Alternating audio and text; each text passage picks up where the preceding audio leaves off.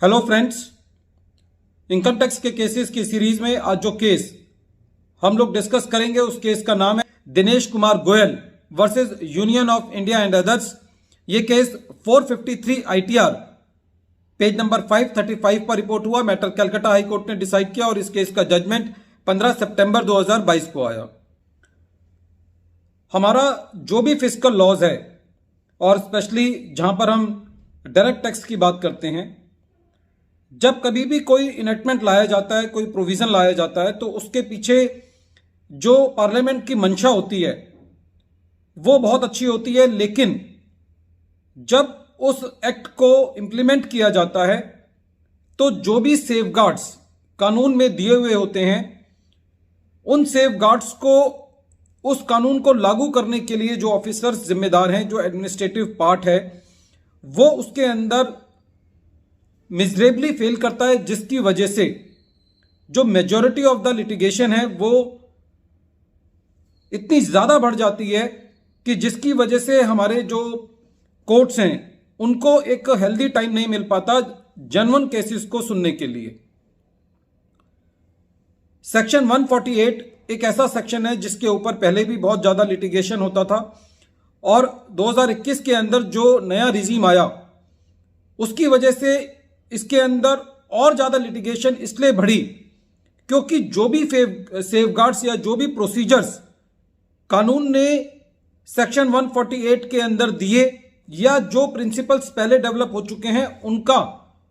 Proper तरीके से पालन नहीं होता। आज के टाइम में काफी सारी एडिशंस जो की जाती हैं वो इन्वेस्टिगेशन से जो रिपोर्ट आती है उसके बेसिस पर की जाती है, जो स्टेटमेंट्स रिकॉर्ड की जाती हैं एंट्री ऑपरेटर्स की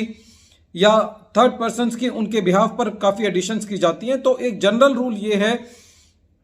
कि जिन भी पार्टीज की स्टेटमेंट के बेसिस पर डिपार्टमेंट नोटिस इशू कर रहा है वो स्टेटमेंट की कॉपीज एसएससी को प्रोवाइड कराई जाए, क्रॉस एग्जामिनेशन का मौका दिया जाए, और यदि एसएससी किसी स्टेज पर पर्सनल हियरिंग को डिपार्टमेंट से मांगता है तो उसको एक पर्सनल हियरिंग का मौका दिया जाए, क्योंकि यह जनरली माना जाता है कि जब पर्सनल हियरिंग होती है तो एसएससी अपनी बात को समझा पाता है। आप कितने भी सबमिशंस दें, हम लिख करके कई बार अपने जो हमारा पॉइंट होता है हम उसको नहीं समझा पाते। इस केस के अंदर जो इशू एराइज हुआ वो ये इशू एराइज हुआ कि यदि एसएससी को सेक्शन 148A क्लॉज बी का शोकोज नोटिस दिया जाता है कि आपको 148 का नोटिस क्यों ना इशू किया जाए, और उस शोकोज नोटिस के अंदर किसी दो आदमियों का भी जिक्र किया जाता है, तो इस केस के अंदर जो मेन इशू इन्वॉल्व था वो ये था कि सेक्शन 148 का नोटिस इशू करने से पहले यदि एसएससी ये कहता है कि साहब जिन दो आदमियों का आपने सेक्शन 148A क्लॉज बी के शो कोज नोटिस में जिक्र किया है, मुझे उनका क्रॉस एग्जामिनेशन कराने का मौका दिया जाए और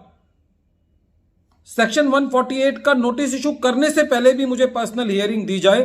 तो क्या यह एसएससी की वैलिड रिक्वेस्ट है? यह इस केस के अंदर मूलभूत प्रश्न था। जब एसएससी ने अपने सबमिशंस में यह बात असेसिंग ऑफिसर साहब को कही तो उन्होंने उस एसएससी की रिक्वेस्ट ये बात कह के खारिज कर दी कि इस स्टेज पर ना तो आपको क्रॉस एग्जामिनेशन की जरूरत है और ना ही आपको पर्सनल हियरिंग की जरूरत है, और एसएससी के सबमिशंस को टेक्निकली या मैकेनिकली कंसीडर करते हुए सेक्शन 148A क्लॉज डी का ऑर्डर इशू कर दिया और 148 का नोटिस इशू कर दिया। जब एसएससी इस नोटिस के अगेंस्ट रिट में गया तो डिपार्टमेंट का यह कहना था कि सुप्रीम कोर्ट ने अपने एक रिसेंट जजमेंट में Anshul Jain versus principal CIT में यह कहा था कि यदि एसएससी को सेक्शन 148 का नोटिस इशू कर दिया गया है तो उस स्टेज पर एसएससी को रिट में जाने की जरूरत नहीं है, वो अपनी बात असेसिंग ऑफिसर के पास कह सकता है। लेकिन इस केस के बारे में कलकत्ता हाई कोर्ट ने यह कहा कि उस केस के अंदर एसएससी के सबमिशंस कंसीडर किए गए थे, लेकिन यहां पे आपने एसएससी के सबमिशंस को कंसीडर नहीं किया, इसीलिए सुप्रीम कोर्ट का जो जजमेंट है Anshul Jain versus principal CIT का,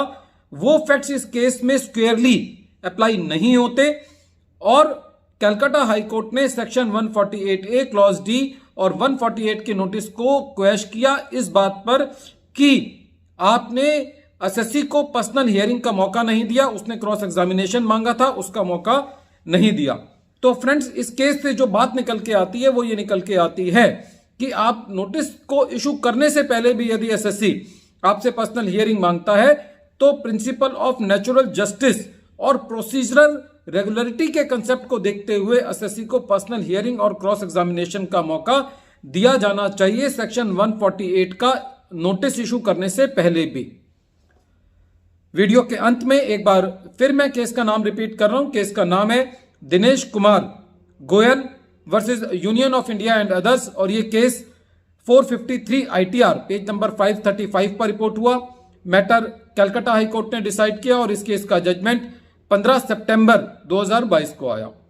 थैंक यू फ्रेंड्स।